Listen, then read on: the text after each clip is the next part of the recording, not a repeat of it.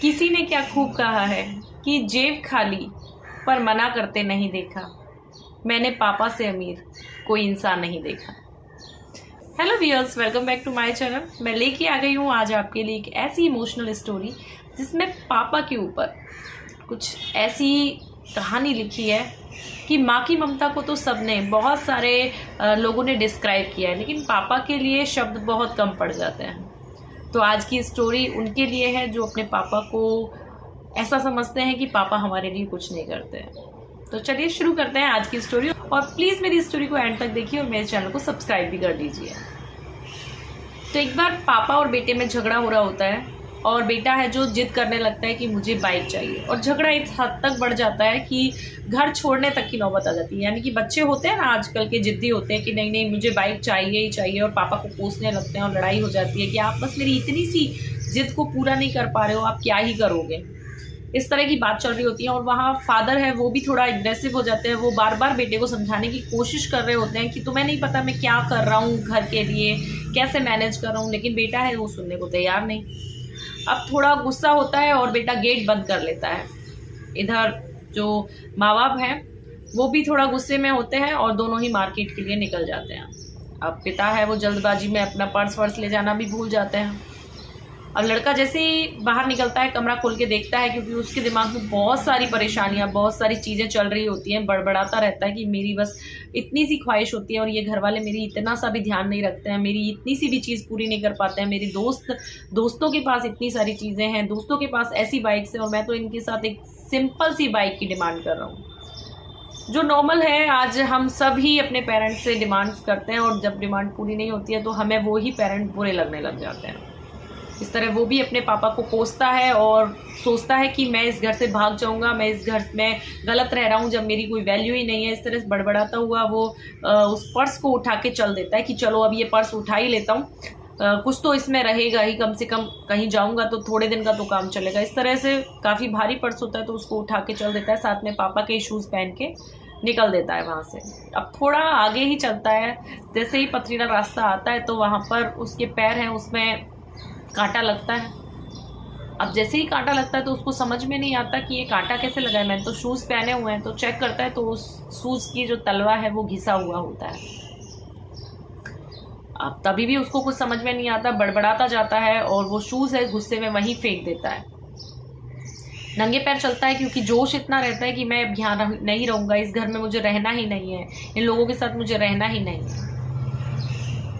निकल पड़ता है। निकलते के साथ ही थोड़ी दूर में उसको जो कांटा लगा होता है उसमें से ब्लड निकलने लग जाता है, खून बहने लगता है। तो सोचता है अरे अभी मेडिकल पे जाके अभी इस पे पट्टी करवा लेता हूँ, एक बार देखता हूँ, इतना मोटा पर्स है तो कुछ पैसे खाने के लिए भी निकाल लेता हूँ और कुछ दवाई के लिए भी निकाल लेता हूँ। सोच ही रहा होता है कि पर्स खोल के देखता है तो उसमें मात्र 100 रुपये होते हैं। सोच में पड़ जाता है, फिर भी अपने पापा को अनाप शनाप बोलने लगता है कि बस इतना कंजूस बाप है क्या मेरा कि बस 100 ही रुपये रखे हुए हैं, क्या कमाता है, कैसे करता है, क्या पता ही नहीं, 100 ही रुपये रखे हुए हैं। देखता है तो उसमें बहुत सारे कागज़ होते हैं, क्योंकि पर्स तो बहुत मोटा होता है, कागज़ ही कागज़ भरे हुए होते हैं, और साथ में 100 रुपये का नोट। अब कागज़ निकालना शुरू करता है कि देखता हूँ ये कागज़ आखिर है क्या। पहला कागज़ खोलता है तो उसमें एक लोन का कागज़ है वो निकलता है। जो लोन होता है वो 90,000 का होता है, जो उसी लड़के की पढ़ाई के लिए लिया हुआ होता है, उसका कर्जा चुकाना होता है। दूसरा जब कागज़ खोलता है तो उसमें भी एक बिल होता है जो कि 35,000 का बिल होता है, जिसमें कि एक लैपटॉप होता है जिसको कि देखकर भी इसने नाक मुँह बनाए थे, जो इसकी पढ़ाई के लिए इसके पापा ने बहुत मुश्किल से अरेंज करके दिया था, उसके पैसे भी चुकाने हैं, वो भी EMI पर लिया हुआ है। साथ में इलेक्ट्रिसिटी का बिल, राशन का बिल, बहन की शादी है उसका चीज़ें। तो इतने सारे जब वो बिल देखता है तो उसको अपनी गलती का रियलाइज़ होने लगता है धीरे धीरे कि अरे मतलब मेरे पापा मेरे लिए क्या कर रहे हैं, मतलब कैसे पूरा घर चलाते हैं। धीरे धीरे जब हम समझ में आने लगती हैं चीज़ें, जब हम रिकॉल करने लगते हैं तो वापस चीज़ें वो हमें रियलाइज़ होने लगती हैं कि आखिर सही कह रहे थे मेरे पापा कि पता नहीं वो घर कैसे चलाते होंगे।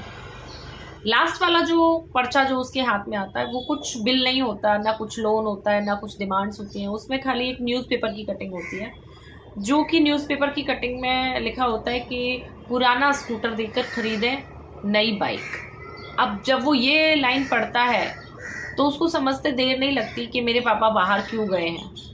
वो समझ जाता है लड़का कि मेरे पापा जो अपना स्कूटर है वो बेचकर, वो देकर मेरे लिए नई बाइक लेने गए हैं। और ये समझते ही उसकी आंखों से आंसू शुरू हो जाते हैं।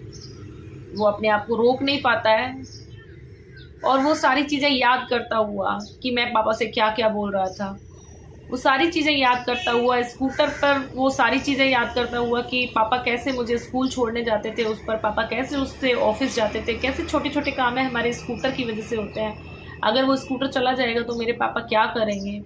ये सब चीज़ें ध्यान में रखते हुए वो लड़का भागता जाता है और घर पहुंचता है नंगे पैरी, पैरों से खून बह रहा है। उसकी बहन देखती है, पूछती है, लेकिन वो रुकता नहीं है। वो जब घर पे माँ बाप नहीं मिलते तो वो समझ जाता है और उसी जगह पहुंच जाता है जहाँ पर वो न्यूज़पेपर में, वो कटिंग में वो इश्तेहार दिया होता है कि स्कूटर की बदले लेके जाओ नई बाइक।